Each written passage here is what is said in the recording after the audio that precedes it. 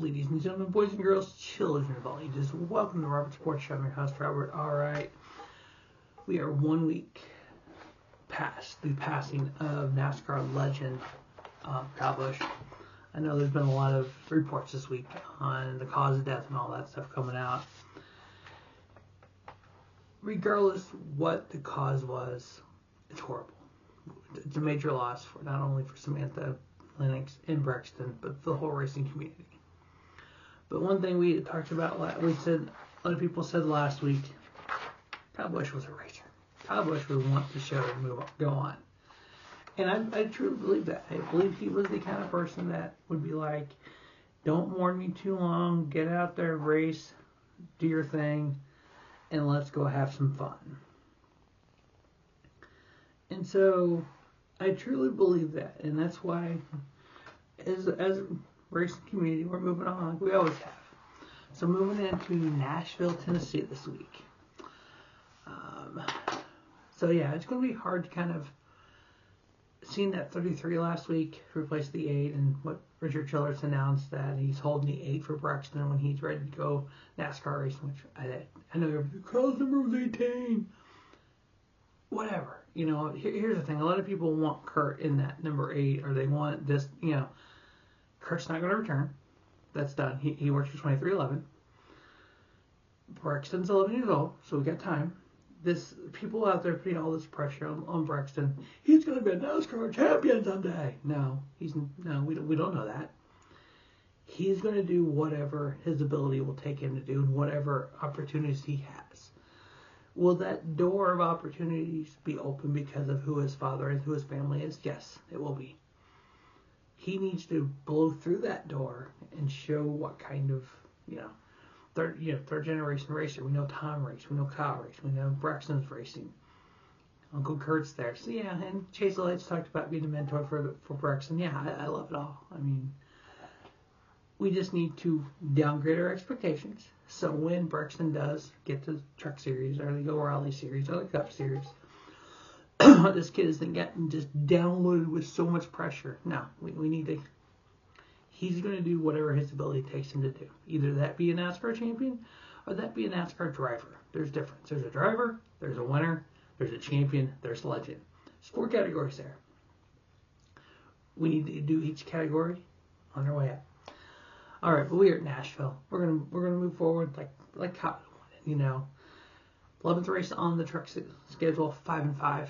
My picks this year, of course, 2 of those are Kyle Busch. Allegiance 200 from Nashville, 200 miles, 150 laps under the lights on a Friday night. What is better to happen in Nashville, Tennessee? 3 stages, 45, 50, and 55. Now, this is a one-day show of the Truck Series, so they're going to practice qualify today and going to race tonight. 9 of the last winners started in the top 7, so qualifying will be vitally important today. 5 of the last 10 winners have won the pole. So yeah, again, vitally important for qualifying. 7 of the last 18 previous winners won from the pole. 14 of the last 18 winners started top 10. This is the 19th race for the Truck Series at Nashville Super Speedway. So yeah, need to qualify in the top 10. Need to be up front. Need to get a good pit stall. Need to have a issue-free day or evening.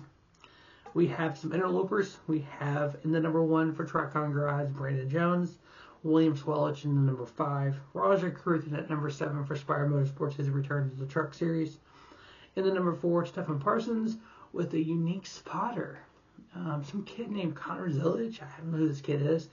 I guess he's a rookie spotter. Yeah, we'll see how good he is at spotting. He drives pretty good. Let's see how he can do a spot now. I love how Stephen Parsons is his cup spot or his spotter. So the fact that they're kind of flipping roles, I love it. It gives Connor that advantage from the roof to kind of see the whole picture. And I love how this kid is willing to learn and wanting to do things. We have in the number 24, McAnally Hilgeman, we have Daniel Dyer returning. A lot of people have an issue with this. I know what he did. I hate what he did.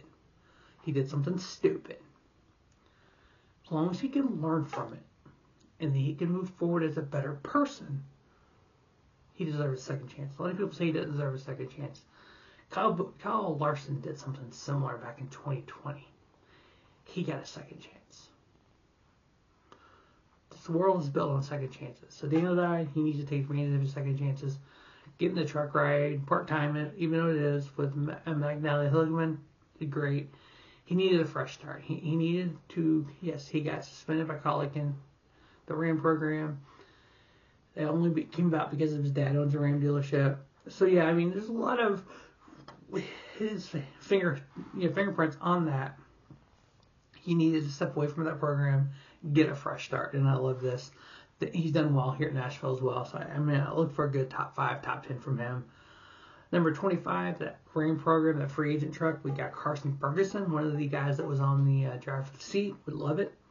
Number 45, Ross Chastain. Anytime Ross is at Nice Motorsports truck, I just love the history of that and how Ross has talked about Nice and how Al Nice helped him and got him where he is. And then, very unique one, Parker Retzlaff. And then number 62 for Helge von Friesen. Let's see. Hallmark Friesen, excuse me. It's a Toyota team. They've only had Toyota drivers in that truck. And this dude drives a Chevrolet in the O'Reilly Series. We're missing something. There's a piece missing here. And we know last weekend there was a team announcement scheduled, and that was canceled due to the death of Kyle Busch. A lot of speculation on what that was. One speculation was it was Kyle going somewhere, which I think it was. I think he was going to re-sign with RCR. This piece, we got this guy at Toyota, a factory Toyota team, that hasn't drove a Toyota since a few ARCA starts years ago. I don't know what this is. Is he going to be in a Toyota team next year? Is he going to? I don't think he's that third driver for 23 or for Legacy Motor Club. I think this is the start for him to sign with the Toyota team in the O'Reilly Series for next year. That's my thinking. And then Jesse Love, return to the Truck Series, and then number 77 for Spire. Jesse only made like 2 Truck Series starts in the past. This is like Parker's second. I think maybe Love's third. Now, when Jesse Love made his Truck Series debut, 2023, driving the number 11 for Tricon Garage, I was there. I was at Gateway that day, so got to see him in the Truck Series. All right, now at Nashville, the last 4 races, average finish. Daniel Hemrick finished 4th in 1 race. Tyler Ankrum 9.25. Christian Eckes 10.01 with a win. Ben Rhodes 10.5. Jake Garcia 10.66. Chandler Smith 11.0. Daniel Dye 12.0. And Rajah Crew 12.33 with a win. The last 4 races, average running position. Daniel Hemrick 6.06.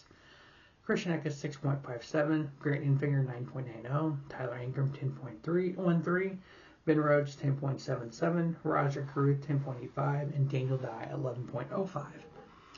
Now we kind of took those 4 races and cut that in half. The last 2 races. Now there's a lot of drivers that only raced 1 race in the last 2 races at Nashville because they were in their series. Like Christian Eckes, he was in the O'Reilly Series last year. His 1 race at Nashville in the last 2, he won it.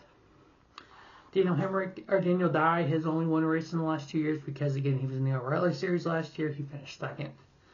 Rajah Caruth, average finish 2.5 and a win. Daniel Hemrick, 1 race, finished 4th. Chandler Smith, 1 race, finished 7th. Grant Enfinger, 8.0. Ty Majeski, 8.5. Ben Rhodes, 10.5.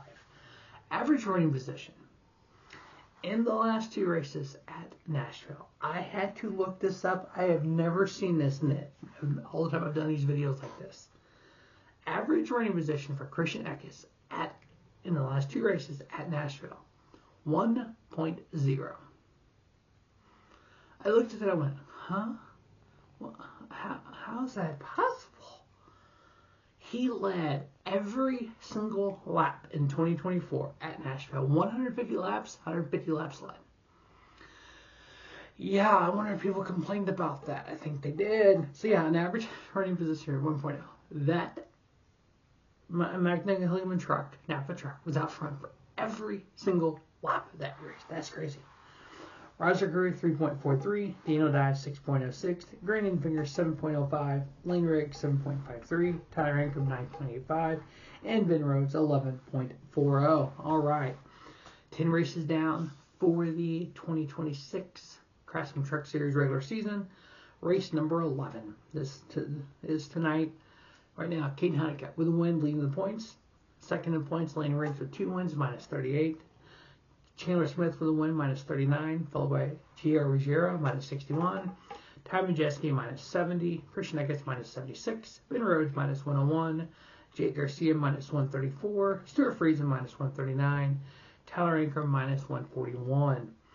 Now, on the outside looking in, got a little battle here. Daniel Hemrick, minus 10. Brendan Queen, Butterbean, minus 10. Justin Haley, minus 11. So we have 2 Ram trucks in the top 13 in points. So this year, if miracle would have to happen, we could possibly get only 3 of the 5 Ram truck drivers in the Drivers' Championship, because Corey LaJoie, as we know, is full-time in the 10 now, but he is not eligible for the playoffs because he didn't run all the races. He wasn't able to grant a waiver for the races he missed because he initially didn't declare for points in the Truck Series. He declared for points in Cup. He was only racing part-time. He ended up declaring for points in the Truck and then missing a race and then getting put in the 10 full-time. So I kind of see the difference in the other situation and why that waiver was declined.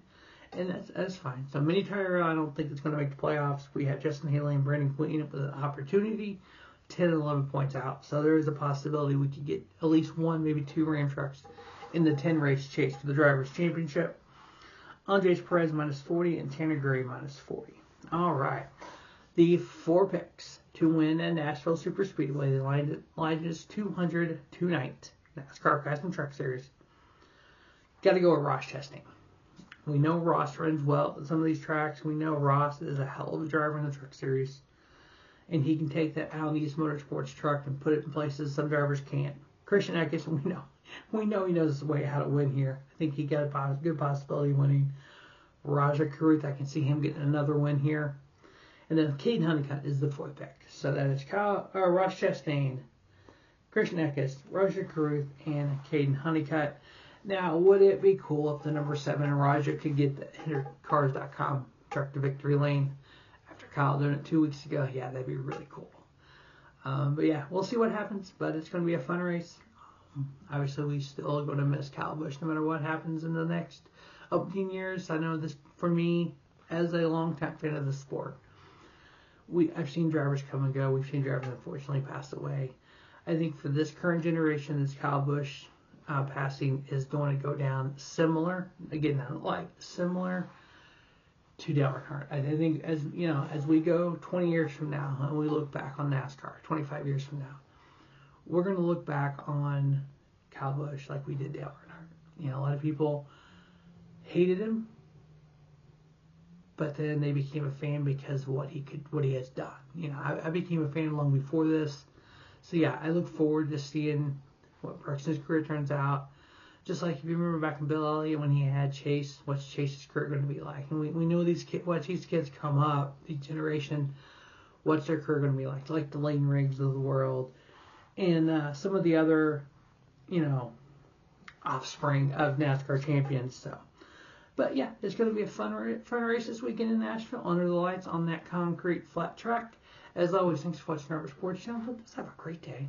Have a spiffy day, Rubber Sports Show, your YouTube leader, sports content.